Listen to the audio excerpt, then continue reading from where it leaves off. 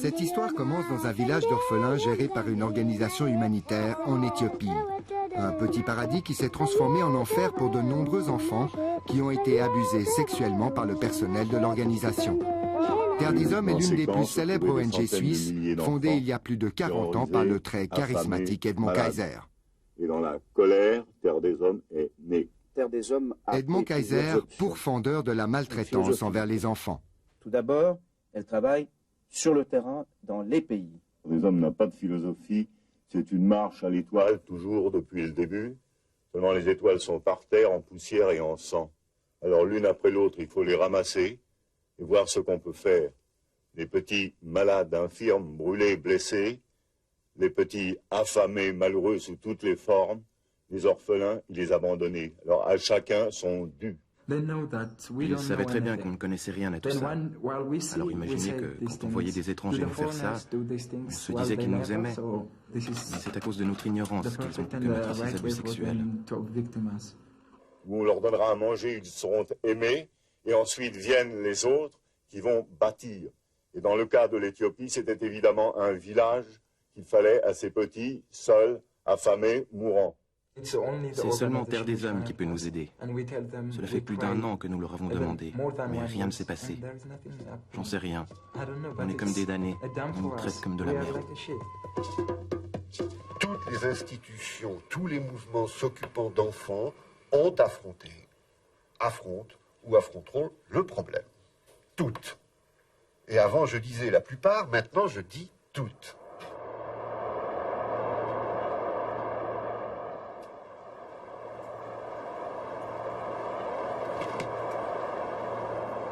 Ce reportage a commencé par des témoignages accablants parvenus à notre rédaction. Des récits en provenance d'Éthiopie à des milliers de kilomètres de chez nous.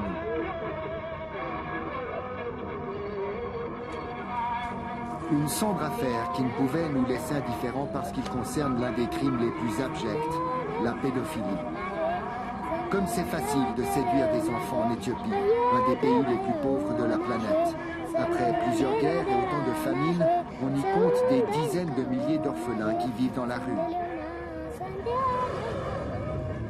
La nuit, comme dans beaucoup de pays du tiers-monde, ces enfants sans défense deviennent une cible facile pour les adultes à la recherche de chair fraîche. Le soir de notre arrivée, nous rencontrons un groupe d'enfants le long d'une des grandes artères de la capitale. Nous demandons aux plus âgés de nous raconter si l'un d'entre eux a déjà eu affaire à des pédophiles. C'est arrivé à un garçon d'une dizaine d'années. C'est le plus turbulent d'entre nous. Un soir, comme il avait très faim, il a accepté de se faire emmener par un adulte, en pensant qu'il l'inviterait à manger pour lui acheter un vêtement. C'était un riche étranger, avec une belle voiture, une grosse Jeep. C'était un blanc. Et il a emmené notre copain en voiture. Et ils sont allés dans la maison de l'étranger. Mais quand il est revenu, l'enfant était tout ensanglanté. Qu'est-ce qui s'est passé? Il s'est fait faire des trucs dégueulasses en anus. C'est un blanc qui lui a fait ça. On a regardé la voiture et on a vu qu'elle avait une plaque diplomatique avec le numéro d'une ambassade. Et c'est un blanc qui conduisait la voiture. Le lendemain, la même voiture est revenue, mais cette fois avec un autre chauffeur. C'était un Éthiopien qui conduisait. Mais on s'est méfié. On discutait entre nous pour savoir ce qu'on pouvait faire. Contre un blanc, c'est pas facile. Les étrangers sont très puissants en Éthiopie. Même quand ils se font arrêter par la police, il ne leur arrive rien. Alors on a décidé de laisser tomber. On s'est dit que ça ne valait pas la peine de tenter quoi que ce soit. Addis Abeba compte beaucoup de diplomates auxquels il faut ajouter des milliers d'employés blancs de plus de 150 organisations non gouvernementales. Et qui dit blanc dit argent, et qui dit argent dit prostitution. Tout près des grands hôtels, nous nous arrêtons devant des filles très jeunes.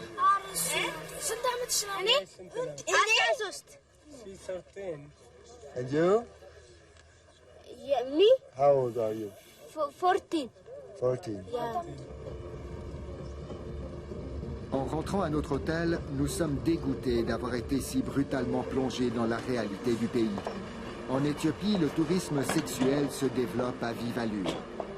La menace de 5 ans de prison en cas de relation sexuelle avec une mineure n'effraie pas grand monde, car contre quelques billets, on peut facilement s'arranger avec la loi. Le lendemain, nous retrouvons les prostituées dans ce bidonville, sous les fenêtres des hôtels de luxe. 5 orphelines qui partagent une pièce minuscule.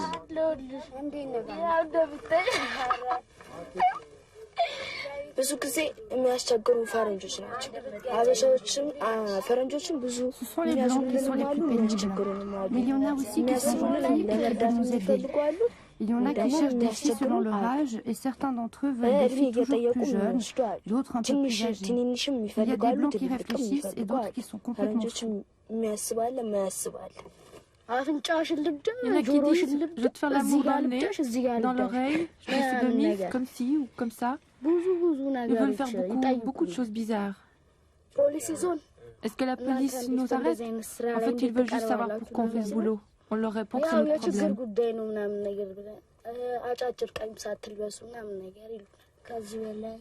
Ils ne nous permettent pas de porter des vêtements plus bas que la poitrine ou plus haut que les genoux, spécialement pour nous les plus jeunes. Dans le 5e arrondissement, les policiers nous trempent dans l'eau s'ils nous arrêtent.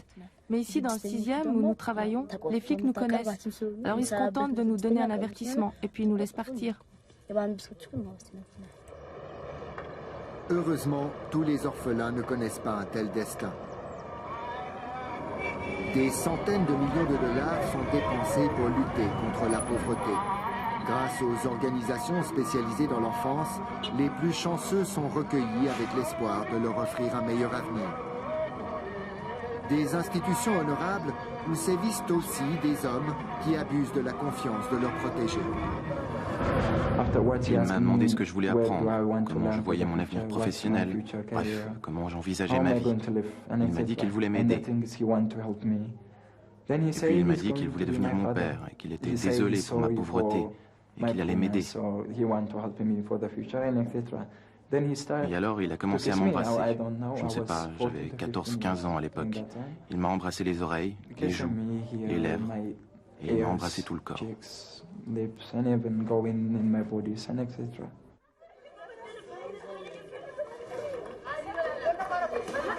Une quinzaine d'enfants au moins ont été abusés sexuellement pendant plusieurs années dans le cadre d'un projet de la Fondation Terre des Hommes dans le nord de l'Éthiopie. Aujourd'hui, le projet est fermé et les enfants du village d'orphelins ont été regroupés dans la capitale.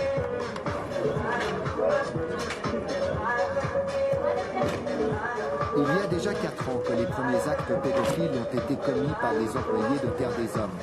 La fondation a engagé Tizita Gebru, une psychologue d'origine éthiopienne, pour aider les victimes à se réintégrer dans une société qui condamne l'homosexualité.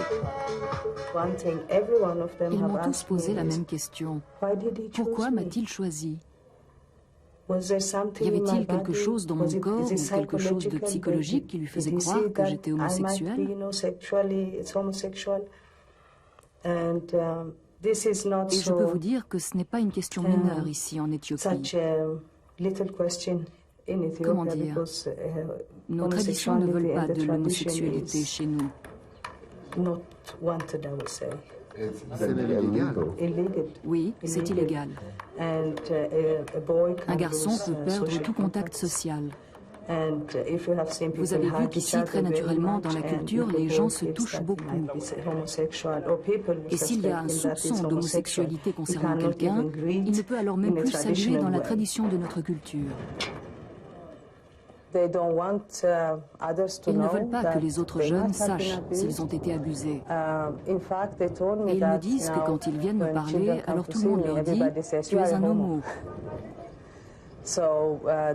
Alors ils sont stigmatisés et isolés, et c'est la pire crainte qu'ils ont. Si les gens me reconnaissent, je ne retrouverai plus jamais de travail. Les gens diront à tout le monde, voilà un de ceux qui a été abusé par un tel et un tel.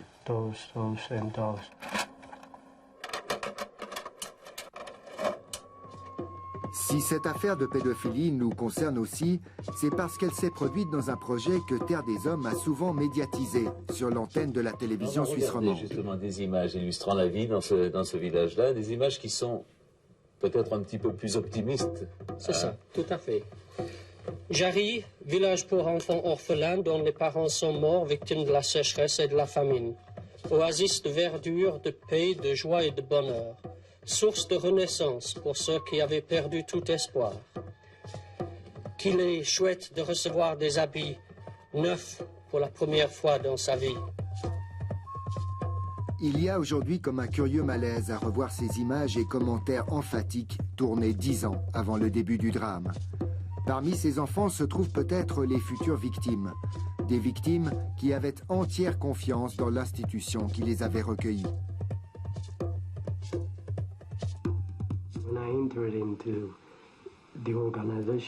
Quand je suis arrivé à l'orphelinat, c'était bien parce que je n'avais rien à manger avant et j'ai reçu de la nourriture.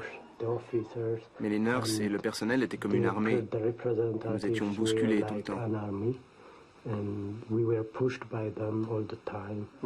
n'y avait pas de démocratie, on n'avait rien le droit de dire. Il y a eu une grande différence après l'arrivée de David, le nouveau chef de projet. À Jarry, l'ambiance change en 1994 avec l'arrivée de David, le nouveau délégué de Terre des Hommes. David est adoré par les enfants parce qu'il redonne vie au village d'orphelins en développant de nouvelles activités.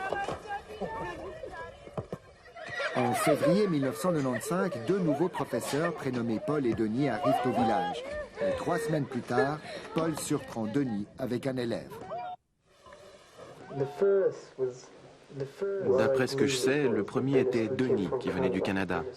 Je ne m'en rappelle pas bien, car à l'époque, je n'étais encore qu'un gamin. Je sais qu'on a dormi ensemble et que le lendemain, il a confessé qu'il s'est fait renvoyer de Jarry. Voilà ce que j'en sais.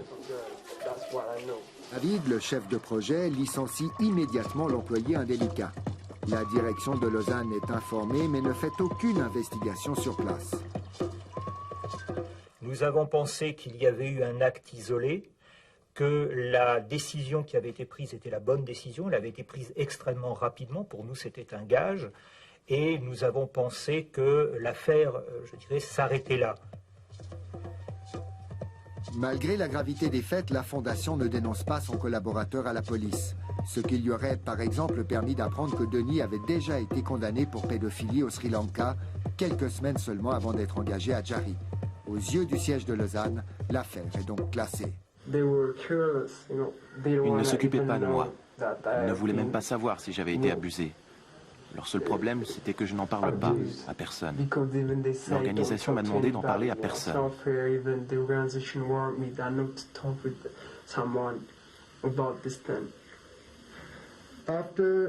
Après le licenciement de Denis, est-ce que les abus sexuels ont cessé?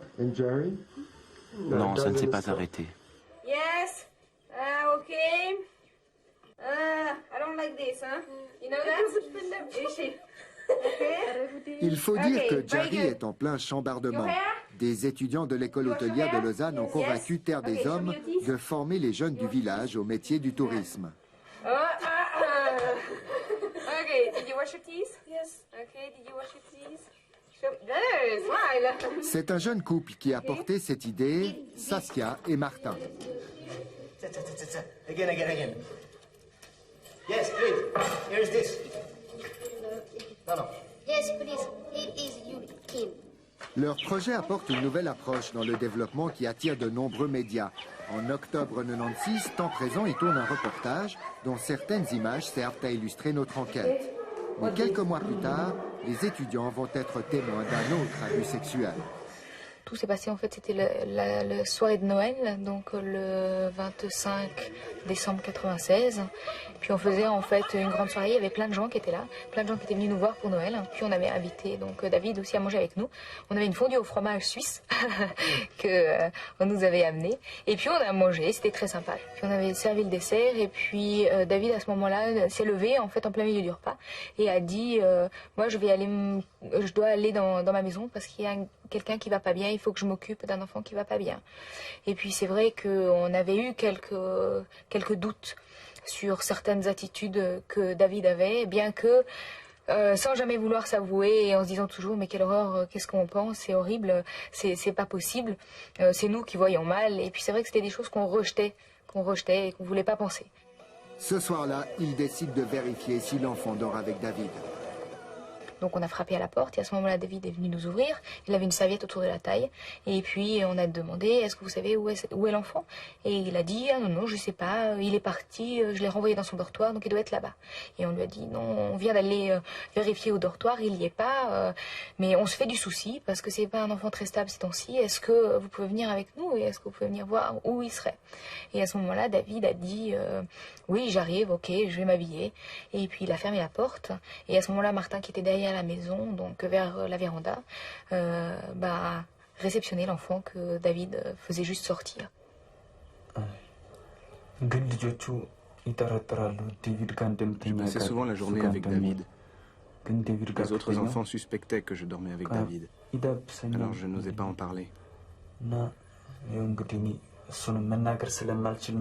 Quand j'ai dormi avec lui, il m'a caressé, léché les oreilles et il m'a fait une fellation.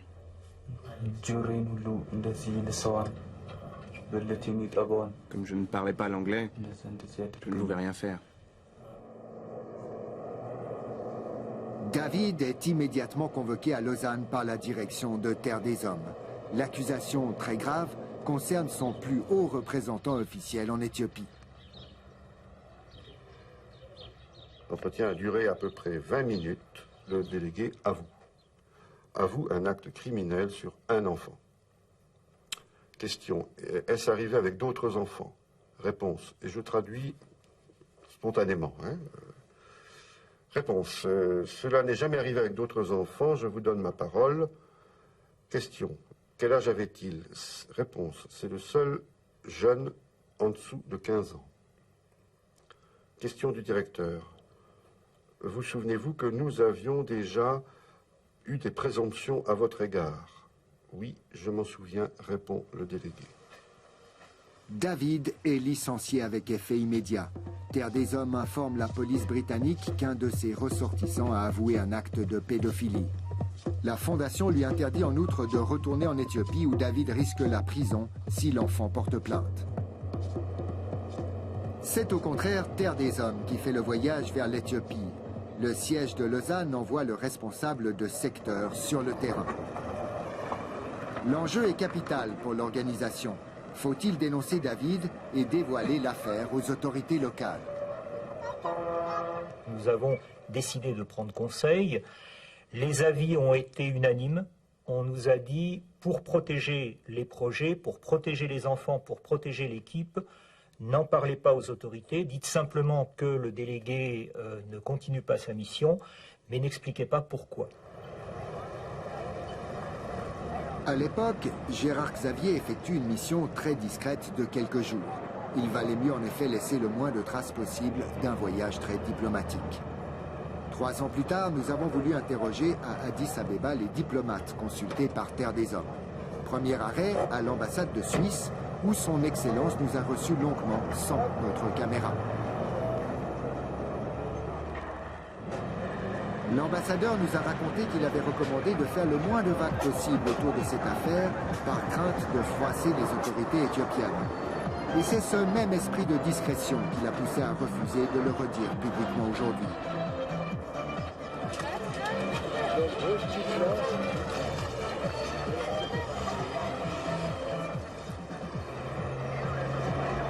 Terre des Hommes se rend aussi à l'ambassade britannique, directement concernée par la nationalité de David.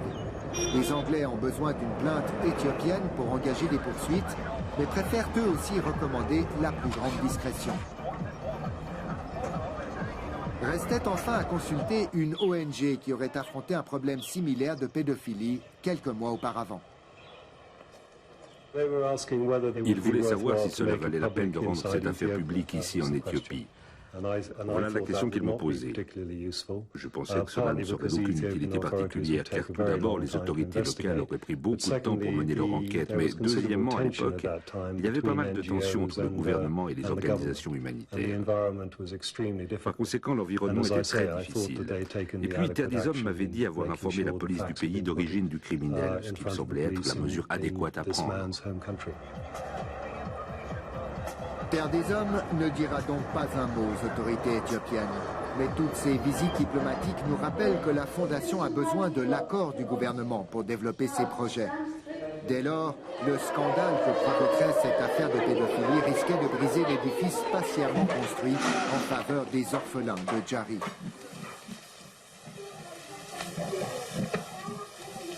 La question de ne pas dire les motifs du licenciement avec effet immédiat du délégué aux autorités éthiopiennes était, à tort ou à raison, était d'avoir dans la balance, est-ce qu'on prend le risque de quitter ce programme et d'arrêter tout le programme pour quelques centaines d'enfants.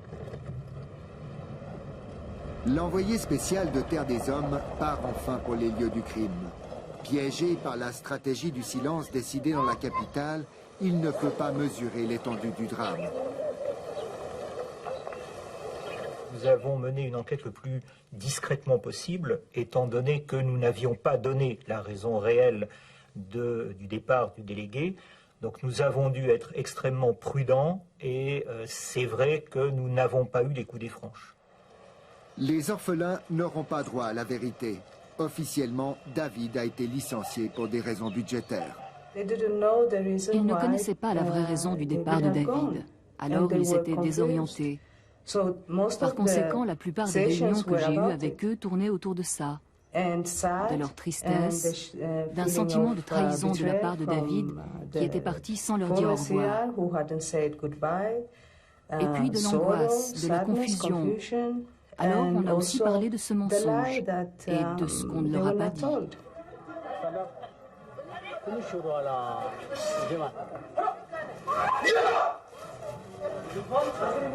Tizita Gebru est une psychologue d'origine éthiopienne qui s'occupe aujourd'hui des victimes.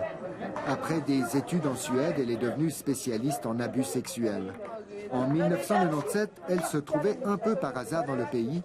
Terre des Hommes l'engage alors pour une thérapie de crise de quelques semaines.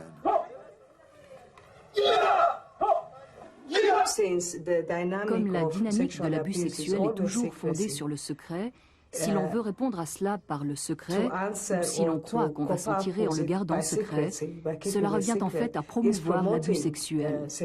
Aujourd'hui, on a retenu la leçon. Dès lors, la tragédie survenue à Terre des Hommes doit servir à d'autres pour ne pas reproduire les mêmes erreurs. Le mystère d'un abus sexuel peut commencer à disparaître si vous osez en parler.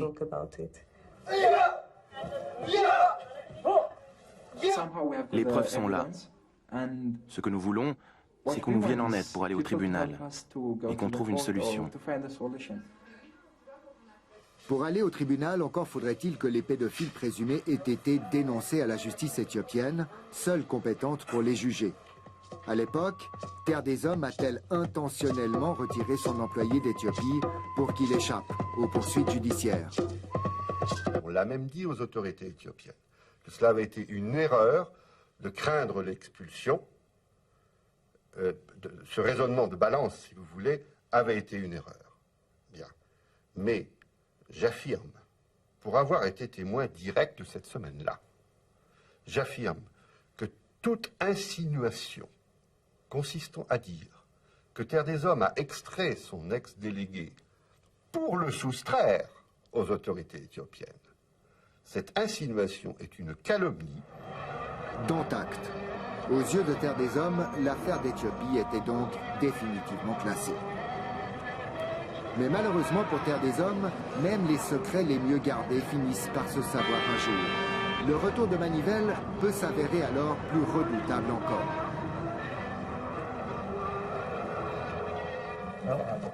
Ce secret était parvenu aux oreilles d'un couple d'Anglais vivant à Addis Abeba avec les 2 enfants qu'ils ont adoptés.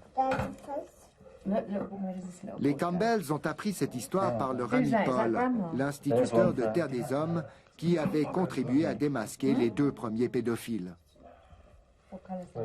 On avait rassemblé sur une feuille de papier des informations sur ce qui s'était passé à Terre des Hommes concernant certaines de ces personnes. Et puis on l'a montré à Paul. On s'est dit qu'il fallait montrer ça à la police, car Paul, qui était un témoin clé, s'apprêtait à quitter le pays et le nouveau responsable de Terre des Hommes aussi. On s'est dit que nous allions rester les derniers en possession de ces informations. Et une dizaine de jours plus tard, après avoir montré ce dossier à la police et à l'ambassade, et à Terre des Hommes. Oui, en effet, car on est allé d'abord à Terre des Hommes. Eh bien, 6 jours plus tard, nous recevions des menaces d'action en justice. Si nous parlions encore, ou s'il y avait des dommages pour les orphelins, ils nous traîneraient au tribunal. C'était vraiment incroyable à nos yeux. Quelle réaction étrange, alors que nous essayons simplement de dénoncer un problème sérieux. Cela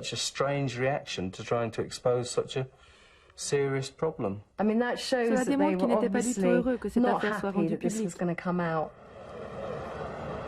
Les Campbells décident malgré tout de déposer leur dossier au ministère de la Justice sans savoir qu'ils vont déclencher une véritable tempête.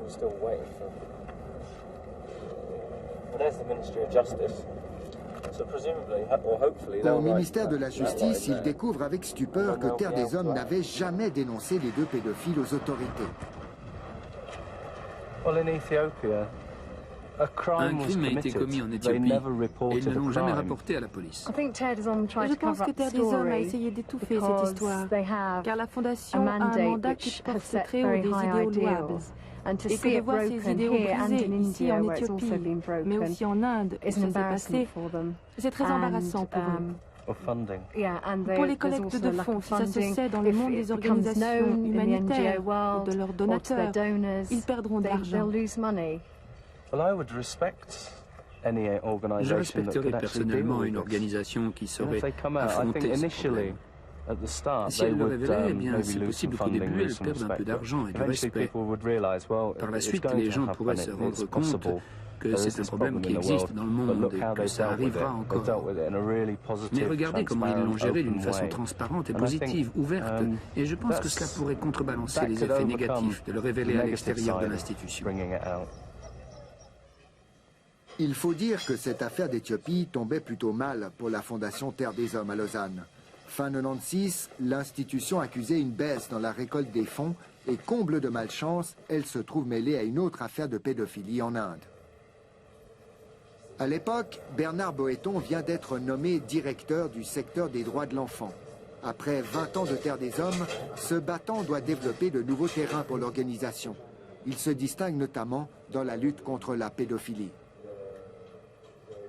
La même organisation qui, en termes médiatiques ou en termes de mobilisation de l'opinion publique, tient un discours extrémiste, si je puis dire, un discours d'avant-garde, de demande, d'exigence, d'amélioration des lois, etc., prend le risque, en même temps, et c'est un risque assumé, qu'un jour, ce que l'on dénonce, on en soit victime. Oui, un mouvement qui est intransigeant sur la défense des droits de l'enfant, quand il gère en même temps 160 programmes différents dans 40 pays différents avec 2500 employés, peut se retrouver arroseur arrosé, oui. Bien sûr. Mais personne n'est encore au bout de ces surprises, car dans le village de Jari, les langues commencent à se délier. Quelques jours après que les Campbells aient déposé plainte, voilà que Terre des Hommes accuse Paul d'être lui aussi un pédophile. Le même Paul qui avait pris ses 2 collègues en flagrant délit aurait lui aussi abusé des adolescents pendant encore 2 ans. Nous avons découvert à ce moment-là que des personnes qui nous semblaient de toute confiance pouvaient effectivement être mêlées à des problèmes de ce type. C'est là que je dis, sur ce cas-là comme sur tant d'autres, la capacité de dissimulation d'un pédophile est illimitée, jusqu'à dénoncer les pédophiles. Paul se rend à l'ambassade de son pays natal. Là, il révèle le contenu de la plainte qui a été déposée contre lui. À l'époque, nous avons eu une longue conversation avec cet individu. Nous avons appris qu'il y avait des accusations d'abus sexuels contre lui. Et à l'époque, nous avons conseillé à cet individu de prendre contact avec les autorités locales pour répondre à ces reproches. Par la suite, j'ai appris qu'il avait suivi ce conseil. J'ai moi-même organisé l'entretien entre Paul et le chef de la police. Ils nous ont dit qu'ils n'étaient pas du tout intéressés par cette histoire, et ils n'ont d'ailleurs jamais fait d'investigation plus poussée. Je peux vous certifier, car j'étais assis à côté de Paul, qu'il a déclaré « Vous n'êtes pas considéré comme un suspect, vous êtes un simple témoin ».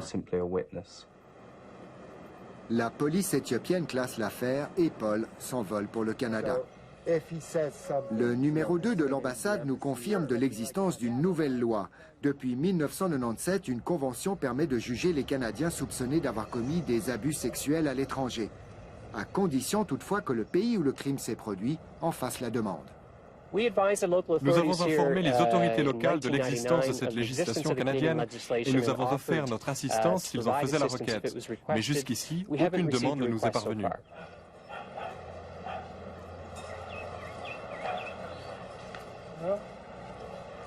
Les autorités locales ne mèneront aucune enquête sérieuse. Et elles ont eu tort, car une année après, les témoignages que nous avons recueillis expliquent une partie du mystère. Nous n'avons pas voulu dire au début qu'il était un pédophile, parce que nous voulions que ce soit Terre des Hommes qu'il dénonce, et pas les victimes individuelles.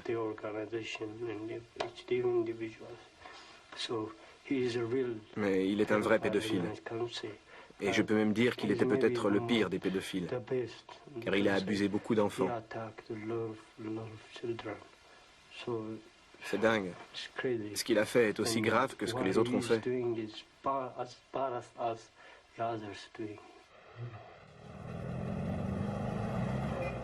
Paul parti au Canada, on croit de nouveau que l'affaire est définitivement classée.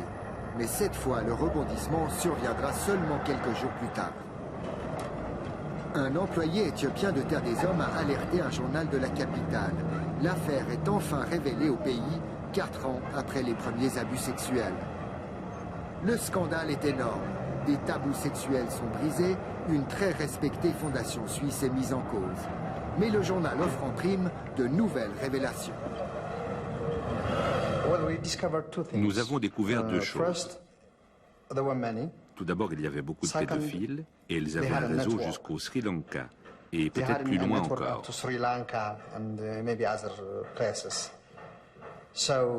Et deuxièmement, nous avons découvert que l'organisation avait intentionnellement étouffé toute cette affaire. Le journal révèle qu'au moins 2 amis de David venaient en vacances dans le village d'orphelins de Terre des Hommes. De nouveaux noms s'ajoutent à la liste des hommes accusés de pédophilie à Jari.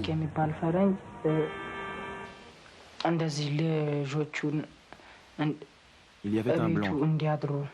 Il y avait des enfants qui dormaient avec lui. Il leur donnait des cadeaux et ils passaient la nuit ensemble.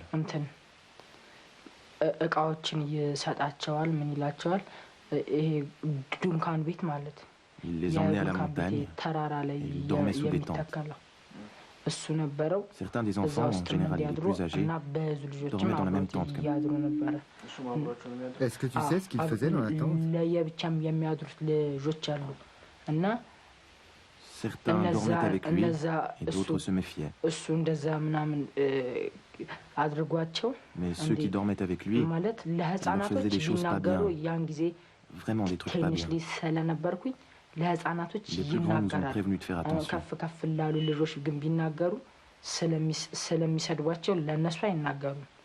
Alors c'est évident qu'on se sent mal à l'aise par rapport à cela. C'est évident qu'aujourd'hui, on peut se demander mais comment c'est possible qu'on n'avait rien vu? Comment c'est possible qu'on n'ait pas même imaginé que quelque chose comme ça ait pu se produire? Comment est-ce possible qu'on n'ait pas imaginé que effectivement ça puisse être plus important que ce n'était?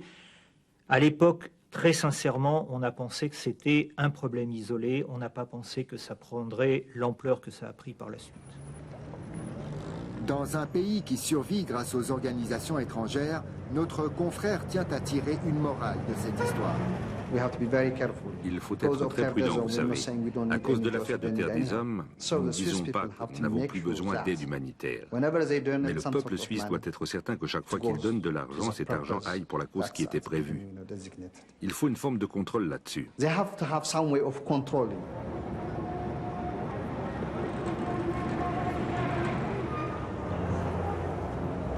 Les autorités éthiopiennes ne s'offusquent pas d'avoir été longtemps maintenues dans l'ignorance par Terre des Hommes. Nous avons tenté plusieurs fois d'être reçus par la police locale. Nous aurions voulu savoir si les autorités ont fait des demandes d'extradition. Nous n'en saurons rien. Mais à force de persévérance, nous avons finalement été reçus au ministère des Affaires sociales. Nous avons été très déçus d'apprendre toute cette affaire trop tardivement, car en tant que ministère concerné par les droits de l'enfant, nous aurions dû être parmi les premiers à recevoir cette information. Mais nous ne l'avons appris qu'après que l'histoire ait été révélée par un journal local. Ces gens-là ont quitté le pays maintenant, mais ils doivent être jugés où qu'ils soient.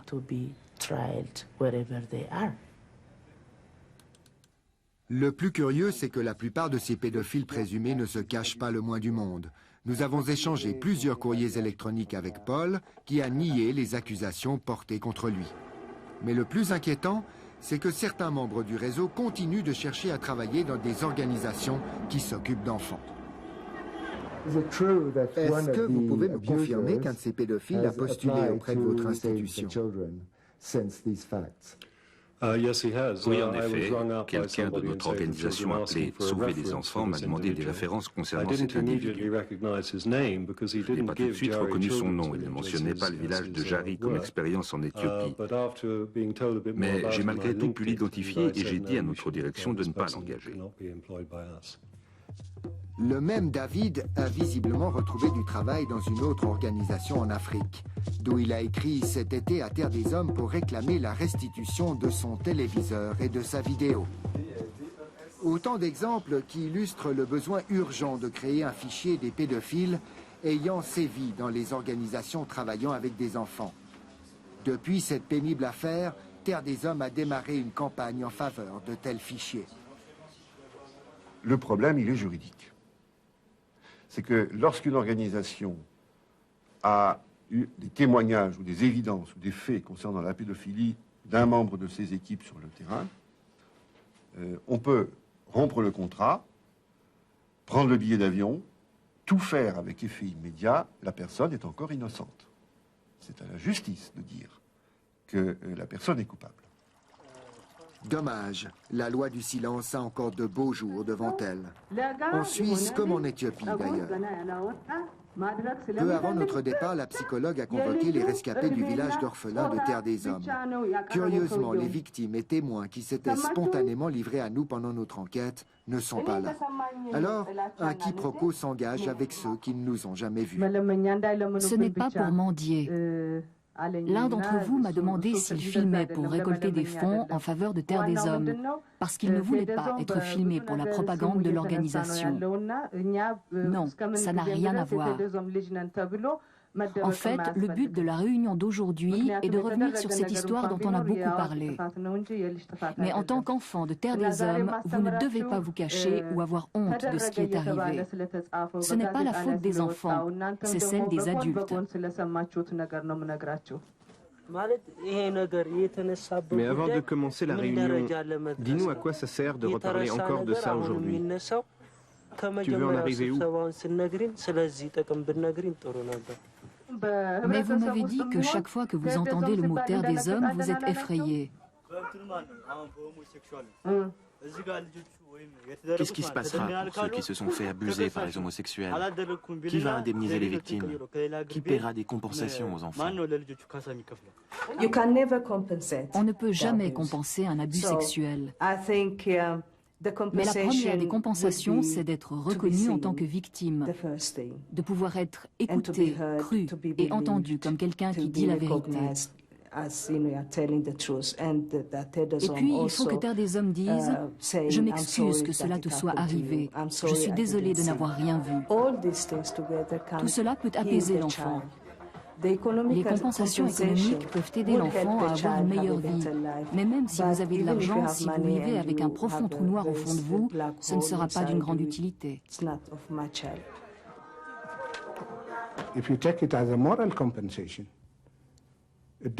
vous parlez de compensation morale, alors cela dépend de la décision du tribunal. Si l'agresseur est reconnu coupable de ce crime, Alors c'est à lui de payer des compensations. D'accord. Parce que cette question conduit à dire, et je ne sais pas si c'est ce que vous voulez laisser entendre, cela veut dire que Terre des Hommes fait partie du crime, ce que nous nions. L'institution doit payer des compensations à ses enfants, car c'est un vrai crime qui a été commis, un crime grave. Si au départ Terre des Hommes nous avait dit quelles avaient été les vraies raisons du licenciement de Denis, nous n'aurions pas ensuite été abusés par David, Paul, Kim. Cette affaire aurait pu être coupée à la racine. Et nous aurions pu en tirer des leçons. Tout cela a rendu ce crime encore plus grave. C'est donc l'organisation qui a commis un crime, et pas les pédophiles.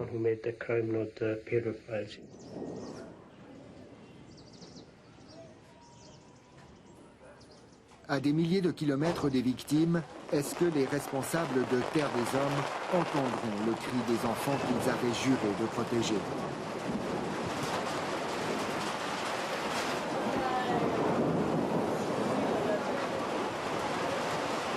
Aujourd'hui, ces adolescents bénéficient enfin de l'encadrement psychologique dont ils ont besoin. C'est le minimum que Terre des Hommes pouvait leur offrir en compensation.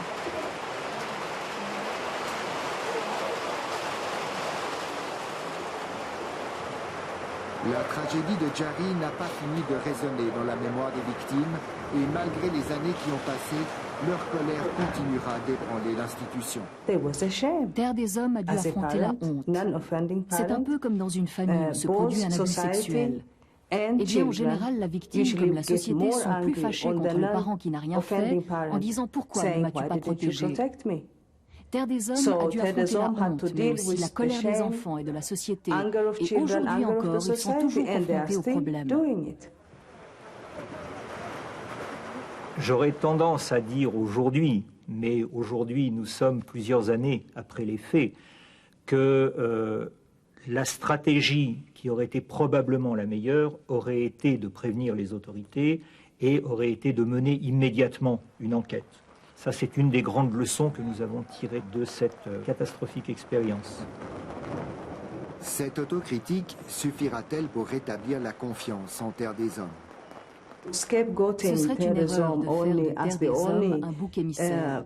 Ce serait très dangereux de stigmatiser la Fondation comme la seule où des abus sexuels ont été commis. Mais il fallait le dire. Et je lance un appel à tous ceux qui savent que des abus sexuels ont été commis dans leur organisation. Je leur dis, sortez de l'ombre, car ce n'est pas seulement arrivé à Terre des Hommes. Apprenez de vos erreurs, assumez-le publiquement et faites avancer la prise de conscience.